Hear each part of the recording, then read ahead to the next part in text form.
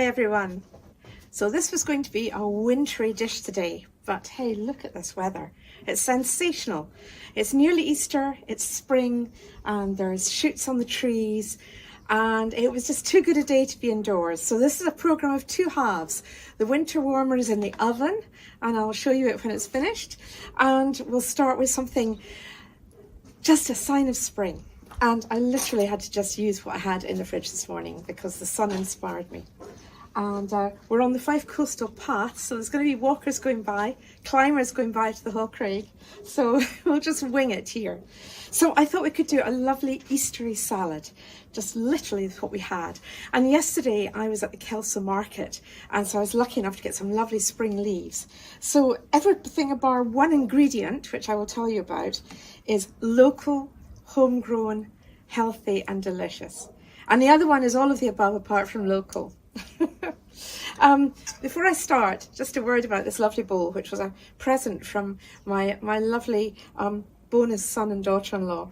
And it's lovely blackbird calling there, and it's from a crystal shop called Målerås in Sweden, because where our little croft is in Småland is known as the home of crystal as well, and there's a lot of glass blowing. So this lovely sort of poppied crystal, it was a very lovely Christmas gift. So we're going to build up a lovely salad, which is a meal in itself in this stunning Fife weather. Absolutely love it. So these greens, these salad greens, are from a little company called Fingerpost, and they sell them through the Hardest Mill farm shop, which is very near Kelso, which is where I was yesterday. So there's lovely, I recognise chard and rocket and that lovely Japanese leaf, which I can't remember the name of, and all delicious. Spinach in there as well. I've rinsed them all, just give them a good refresh and rinse them all, and they're ready to go. So some of them you can just tear straight in the bowl. You can slice them if you like, but actually with salad leaves it's quite nice just to tear them. So we're going to just pop them in the bowl and give us lovely vitamin A from the dark leaves, lovely vitamin C, lovely fresh fibre, very healthy, and all grown locally, just under Polytunnel at this time of year. So lovely fresh spring greens from the borders. Absolutely delicious. Just going to put these all in here. I'm going to add some other lovely local ingredients as well and make a dressing for them. And then you've got a meal ready to enjoy. And I think we'll definitely have it outside in this beautiful weather. So we sold a few of our books in Kelso yesterday. I urge you to look for it in your local farm shops, and otherwise you can buy it mail order from us. I just happen to have a copy handy, always, Meadows, so do look out for it. Get rid of this, and look at that, the greens and the reds is a great start. Notice I've used a red bowl, but no tomatoes, because it's too early for tomatoes in Scotland. Enjoy them when the season comes. So what else have I got here? Well, I've just made some lovely croutons. Beautiful, buttery, crispy, toasted croutons. I think that was a blackbird as well. And this is from Sunrise Bakery at Burnt Island, just along the road from us. Lovely croutons. So you're going to get a lovely crunch in your salad, a lovely texture, a lovely flavour, and some carbs to fill you up. So all in all, you'll get a balanced meal. So we're going to add these croutons. It was actually the heel of the bread, so it's a lovely use if you're not one of the ones that's fighting for the heel. So those go in there. And we're going to make a dressing. And the best way is just to use an empty jam jar, a nice clean one, of course. And we're going to add the dressing ingredients.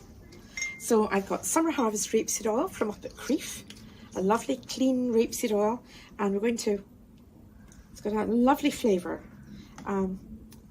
I use it in all my dressings. It's really delicious. So I do about 4 parts, don't measure anything, but round about that to oil to vinegar. And I've got a lovely vinegar today from Demijohn. They have a lovely shop in Dumfries and Galloway, and I think it's nearest Castle Douglas is near town, but you'll find it on scottishfoodguide.scot, and they also do mail order. So what I tend to do is I put my finger on the line of the oil so I can see where I want to go up to, with the next one, like so.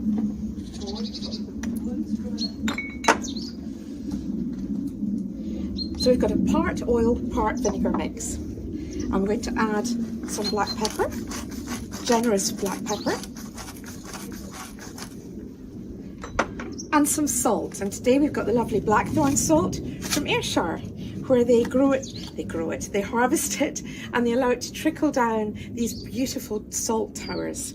Again, you'll see pictures online, scottishfoodguide.scot, have a look and see. Available in lots of good farm shops. So a generous sprinkling of salt into our dressing mix. Now we're also going to add a little bit of mustard. I'm using a whole grain mustard. This one's from Galloway. About half a teaspoon to this quantity. If you hear a little squeaky noise, it's the shutter downstairs. I'm so used to it, I don't notice it, but it's a change from the cuckoo clock, those that are regular viewers. Now, the only ingredient that is a foreigner here is my honey, because I love using local honey and I'm often buying it. Our dross is local to us, Aberdare honey is local to us, but I was given a beautiful gift when I was judging on Kos on the Isle of Greece, and it's thyme honey from Kos. So I'm working my way through this beautiful honey from Kos. Lovely present. Actually, I bought some more as well. This was the little gift jar, but I bought some more when I was there. It was too good an opportunity to miss. So in goes the honey. I always use a honey, not a sugar. Just rather delicious. So that's our one international ingredient today. And last but not least, a little dash of chili from Alan's Chili. He does great chili jams, and this is an apple chili sauce. So we're going to give it a little kick with the chili as well. About a teaspoon. There we are. And I think that's all my dressing ingredients. And we want what's called an emulsion. So the best way is a jam jar. You get that lovely emulsion for your dressing. So just let these flavours absorb in the jar.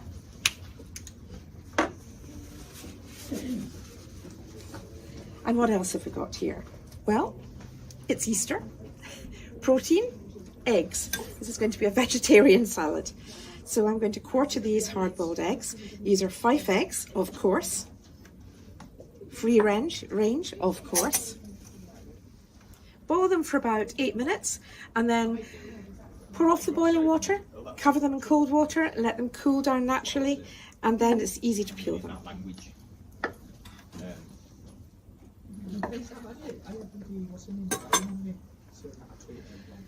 And I'm going to arrange these around the edge of the bowl.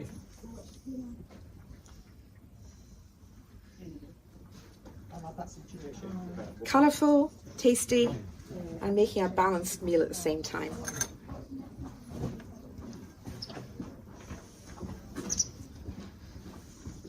Like so. And before I forget, I'm just going to put a little bit of pepper and salt on top of these, because it's rather nice to give them a little seasoning. Like so. And again, a little bit of the blackthorn actually on the eggs. Like so. Right, what's next? Well, I've got my lovely pickled nasturtium seeds, a beautiful capery experience in a salad. So we're going to add these. These are from last year's harvest. We get them late in the year. We strip off the seeds and we pickle them. The recipe is in the book. And they're pickled in vinegar with a bay leaf. And what we need to do is just use a little bit of kitchen towel so that you can not add the vinegar to the mix here. So we'll just spoon out the capers, but leave behind the vinegar. Like so. And scatter them over. And another spoonful.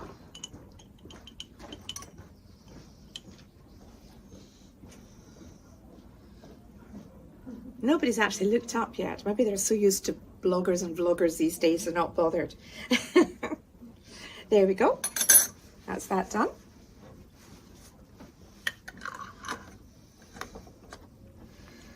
So what other goodies did I harvest from my fridge in this sunshine? Well, two more beauties. One is another pickle, our pickled cucumbers. Again, the recipe's in our book. So you take the hard, small cucumbers and you pickle them back again in season when there's a glut. And then you have these wonderful jars sitting in your kitchen to delve into. Delicious with pâtés and cold meats and to liven up a salad. So I've had this open already, so it should, there we are. And it's so good if you can create salads without buying imports. So I'm just going to bring out a few of these. They're already sliced, as you can see, some lovely mustard seeds on them. So we'll just add a few of these to the top. I think this would do a nice salad for 3 or 4, so I might put 4 on here, or 3, so that each person gets one. Like so. That looks rather good.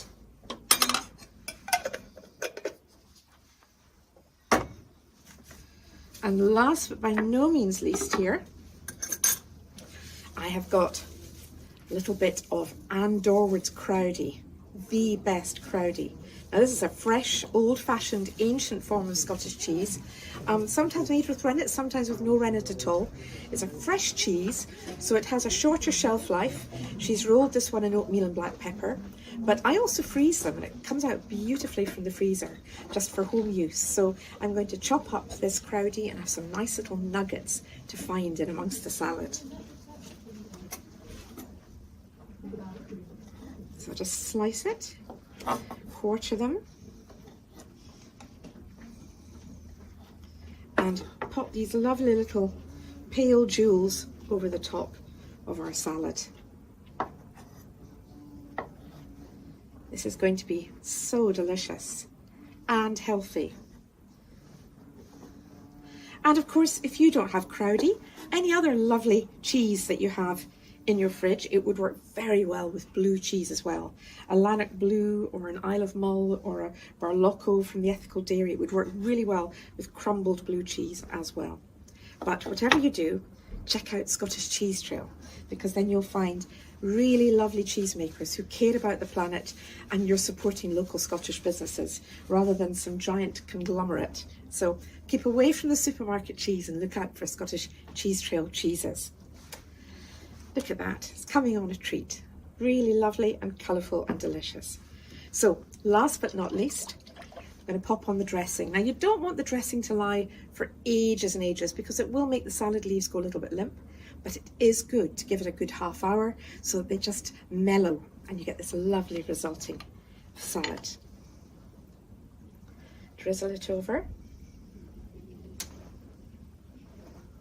And you really have a delicious meal. Now, as I say, there's going to be a shot later of the slow food that's in the oven at the moment, but yesterday was absolutely freezing. And today I'm out in shirt sleeves. So you can never tell at this time of year in Scotland, can you? But it's definitely a lovely, lovely time of year to have a beautiful salad. So here's our first course for you to enjoy. And I hope you enjoyed being by the seaside.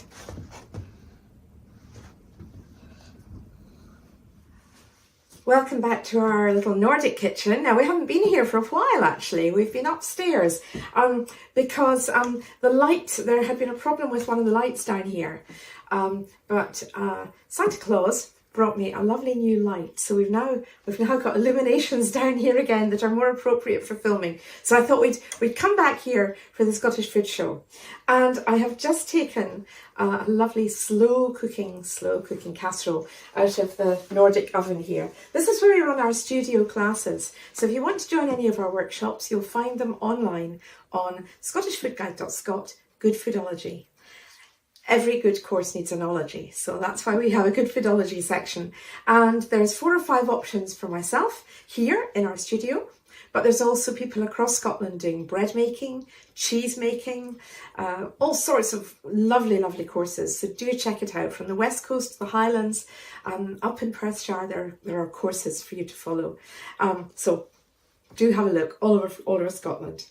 So what have I got here? Well, I said yesterday it was a cold day, and then today it's so beautiful. But I've slow cooked this. Now, when you slow cook food, it does take up a lot of oven energy. So it might be that you have a pressure cooker, or it might be that you do lots in your oven at the same time. So put in the roast potatoes, put in the sponge cake, the fruit cake, and make the most of that oven space when you've got it on.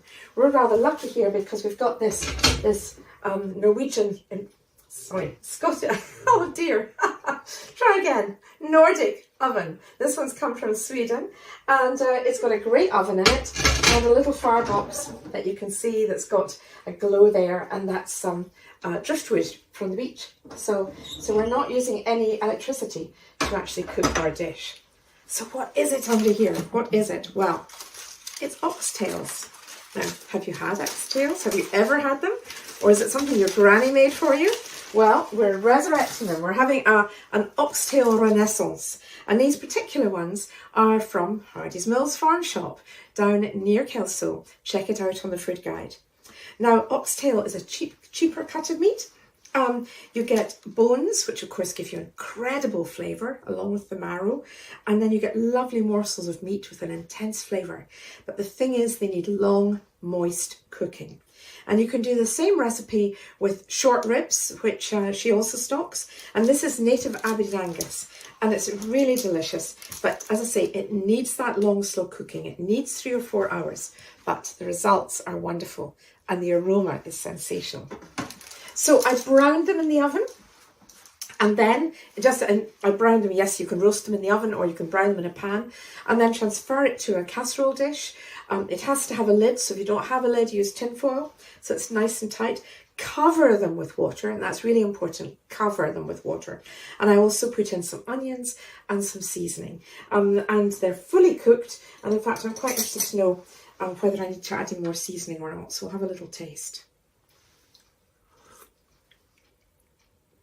Oh, that's so delicious. Not a stock cube in sight, just lovely natural flavours. I'm going to add a little bit more of our blackthorn salt, like so. And I'm going to add some here to the bowl while I'm at it, but I'll explain in a minute. And a little bit more pepper. And in here, I've got a little bit, about a pudding spoon of corn flour. Now, you don't have to do this if you don't want to, but we like it. It just gives the sauce a little glaze. It just thickens a little bit. So you need to what we call slaking it. Slake it in a little bit of water, and just a little bit, and distribute it around. And when this goes back in the oven, this will thicken the sauce just a little bit to give it a lovely glaze rather than watery. But we do want a slightly runny sauce for a good reason, because we have something else here. We're going to make lovely herby dumplings. Now, I will put the recipe up on the food guide, but all the recipes are also in the book. So in here, I've got plain flour, baking powder, and some of our lovely wild marjoram that we have from the croft. And what I'm going to do there is add a little bit of milk, about 60 mils for every 75 grams of flour. I've just done enough here for a few because this is for the 2 of us. And keep back a little bit of the milk in case you've underestimated the flour or overestimated the milk. And just, because every batch of flour is different. It's not necessarily your measurements that are at fault, because batches of flour and grain will be different. And if you're using wholemeal flour, you will absorb more liquid as well. So I'm going to add just a little bit more because I want it to come away from the sides of the bowl. And I don't want it to be a doughy, sticky dumpling. I want it to be a nice, light, fluffy dumpling. So a little bit like a scone mix, but there's no egg in it. There we are, ready to go. So just seasoning our marjoram, milk, flour, baking powder. Now, what I'm going to do is spoon this on the top. Now, these are going to puff up. So pick a nice liquidy spot to put them on. And if they're dainty, they will cook more quickly. And these will take about 8 to 10 minutes in a hot oven. And I'm going to distribute them over in between the lovely morsels of meat in the lovely wet gravy, and they will steam away and we'll have lovely dumplings on top. Now you can serve this with mashed potato, but this is rather a Celtic alternative, a traditional alternative, and you don't have to peel the tatties today. It's very, very easy. Now, as I say, these puff up, so that is perfect for the two of us. This is, yes, I can touch this now. So this is going to go back in the oven for that corn flour to thicken and for our dumplings to puff up. So we'll take a look at them in 8 to 10 minutes. A nice hot oven.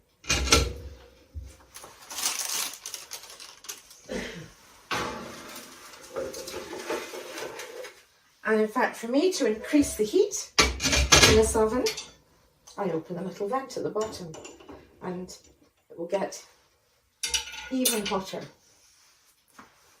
So it's had about 10 minutes in the oven, a nice hot oven, and I'm going to take it out and it's ready.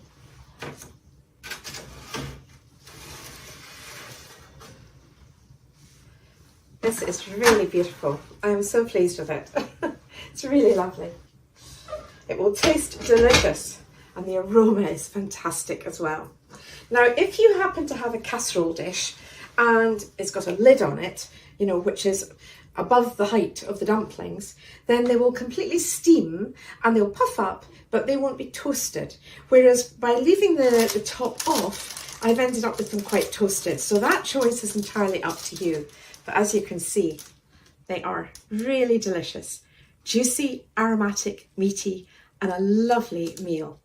So I hope you'll give oxtail another go. As I say, it works also beautifully with short rib. And the recipe will be up on the website. Enjoy. Bye for now.